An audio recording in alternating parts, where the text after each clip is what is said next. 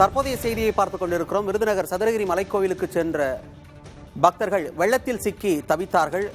அங்கு சிக்கி தவித்த பக்தர்கள் பத்திரமாக மீட்கப்பட்டிருக்கிறார்கள் என்கிற செய்தி கிட்டியிருக்கிறது. கூடுதல் விவரங்களோடு செய்தியாளர் கருப்ப ஞானியார் இணைந்திருக்கிறார். கருப்ப ஞானியார், ஏற்கனவே அவங்க இரவுல காட்டாற்று வெள்ளத்தில் சிக்கியிருந்தாங்கன்ற செய்தியை பார்த்திருந்தோம். சில பேர் மீட்கப்பட்டாங்க அப்படின்றதையும் பார்த்திருந்தோம். இப்போது மீட்கப்பட்டிருக்காங்க சில பேர்னா, இன்னும் கூட மீட்கப்பட வேண்டியவர்கள் இருக்கிறாங்களா, இல்ல எல்லாருமே மீட்டெடுத்தாச்சா?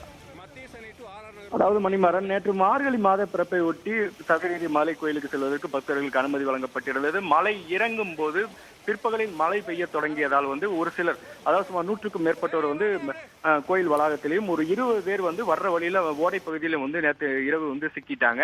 இன்று காலை ஓடை பகுதியில் சிக்கிய ஒரு 22 பேர் மீட்பு குழுவினர் பத்திரமாக மீட்டனர். இதனைத் தொடர்ந்து ஒரு 120 பேர் வரைக்கும் மலையில் உள்ள கோயில் வளாகத்துக்கு தங்கியிருந்தாங்க.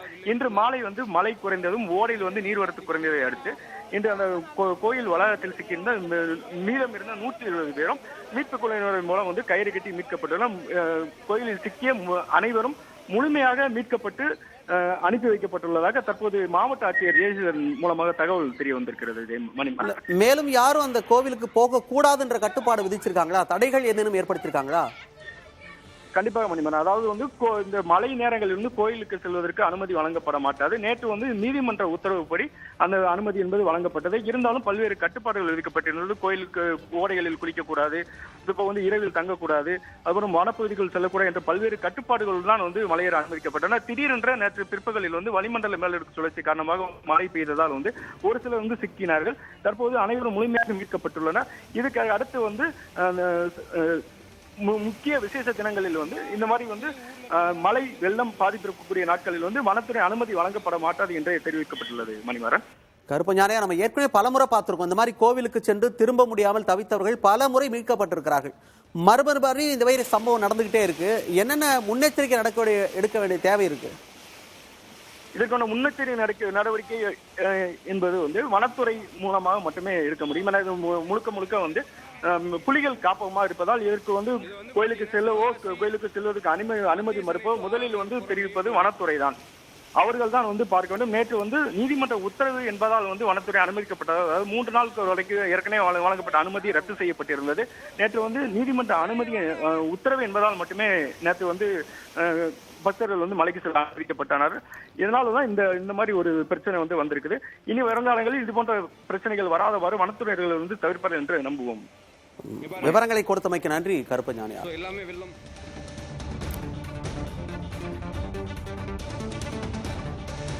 சதுரகிரி கோவிலுக்கு சென்று வெள்ளத்தில் சிக்கி தவித்தவர்கள் பத்திரமாக மீட்கப்பட்டிருக்கிறார்கள் என்கிற செய்தியை பார்த்தோம்.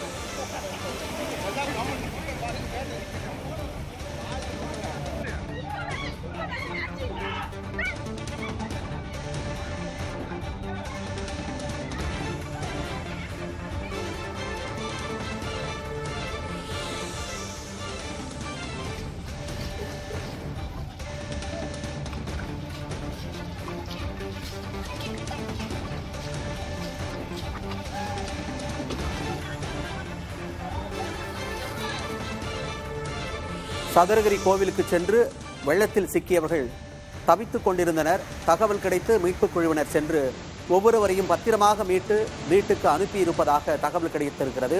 அவர்கள் எப்படி மீட்கப்பட்டார்கள் என்கிற செய்தியைத்தான் நாம் இப்பொழுது சொல்லியிருந்தோம். அந்த சம்பந்தமான காட்சிகளையும் நாம் பார்த்து கொண்டிருக்கிறோம்.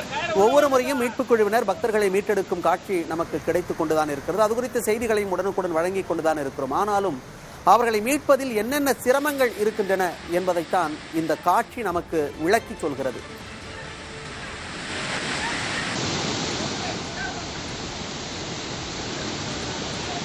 சிக்கியிருக்கும் பக்தர்கள் மீட்கப்பட வேண்டும். அதே சமயம் மீட்டு அவர்களை பத்திரமாக கரை சேர்க்க வேண்டும் என்று நினைப்பவர்களும் பத்திரமாக கரை சேர வேண்டும். சவால் மிகுந்த பணி இது.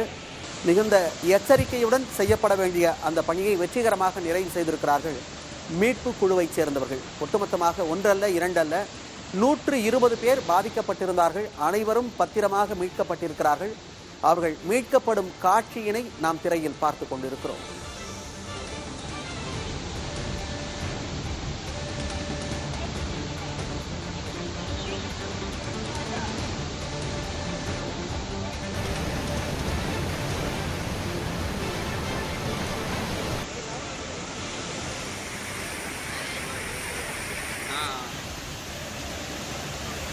தம்பி எடுத்துறியா நல்லா இருக்கும்.